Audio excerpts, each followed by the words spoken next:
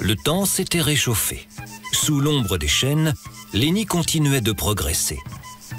Il ne tarda pas à rencontrer une petite bête bien mignonne qui fouinait le sol parsemé de glands. Bonjour. Bonjour l'ami. Je suis Lenny. Contente de te rencontrer. Je m'appelle Justin. Moi, je suis un marcassin. Et moi, je suis un agneau. Pourrais-tu m'aider? Je suis à la recherche de... Un agneau? Non, je suis à la recherche de... Mais tu es plein de pics. Bah, je suis déguisée. Tu es déguisé en hérisson. Quelle drôle d'idée. Oui, j'ai rencontré un hérisson, puis...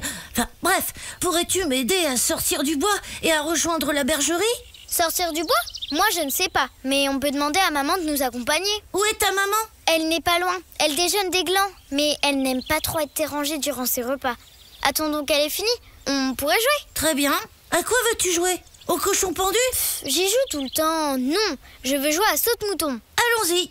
Les deux copains rigolaient bien, sautant l'un par-dessus l'autre en inventant à chaque fois de nouveaux défis. À une patte. Les yeux fermés. Saut en vrille. Saut périlleux. Justin s'élança avec la grâce du marcassin, souleva son arrière-train, commença son super saut périlleux et retomba, dos le premier sur Lenny qui avait gardé son déguisement de hérisson. Ouïe, ouïe, ouïe. Oh, Ça va? Tu veux que j'appelle ta maman? maman. Derrière Lenny, deux oreilles poilues se dessinaient entre les fougères. Une silhouette imposante avança. L'animal était 5 fois plus gros que Lenny, le poil dru, la respiration bruyante. La bête se précipita sur le pauvre Lenny, qui d'un bond évita l'attaque de justesse. Lenny venait de réaliser que les marcassins sont en fait les bébés des sangliers. Peyo lui avait déjà parlé des sangliers, et il savait qu'ils pouvaient être très dangereux, surtout quand on s'approchait de leurs petits. Peyo, si seulement il pouvait être là. Il bondissait de fougère en fougère, par-dessus les ronces et les roches. Il dévalait des côtes abruptes, espérant semer son poursuivant. La laie, c'est comme ça qu'on appelle la maman sanglier, ne semblait pas vouloir abandonner. Lenny bêlait, espérant de l'aide.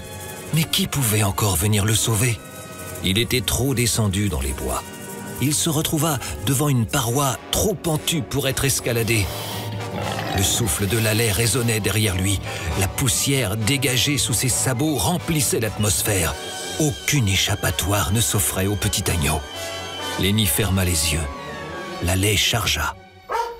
Cet aboiement, rauque et profond.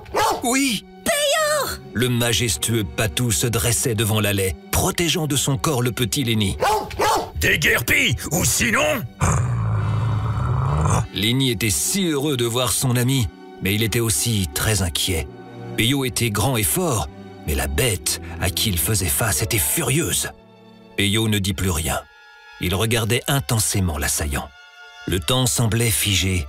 Des minutes, des heures. Le face-à-face durait depuis combien de temps? Comme ce moment semble long. Maman, reviens. Il est gentil, ne lui fais pas de mal. La laie tourna la tête, regarda une dernière fois Peyo et Lenny, puis s'en alla d'un pas rapide. Bon sang, Lenny, qu'est-ce qui t'a pris? Je suis désolée. Je voulais vous montrer que j'étais assez douée pour me débrouiller seule. Lenny, mon petit, tu n'as pas besoin de te débrouiller seul, parce qu'on est là. C'est la force du troupeau et des amis. On n'a pas besoin d'être seul pour vivre une aventure. Mais tu ne m'aurais jamais laissé partir à l'aventure, et encore moins dans les montagnes. Lenny, on partira à l'aventure, tous ensemble. On arpentera les montagnes et on se fera des souvenirs inoubliables. Lenny retrouva avec joie sa famille, son troupeau et ses amis. Il avait encore plein d'aventures à vivre, mais les prochaines fois, il les vivrait avec ses proches. La vie d'un troupeau de brebis est en fait pleine de péripéties et de rebondissements. Il avait vraiment hâte de découvrir la vie de haute montagne. Podcast réalisé avec le soutien financier de l'Union européenne et de la région Nouvelle-Aquitaine.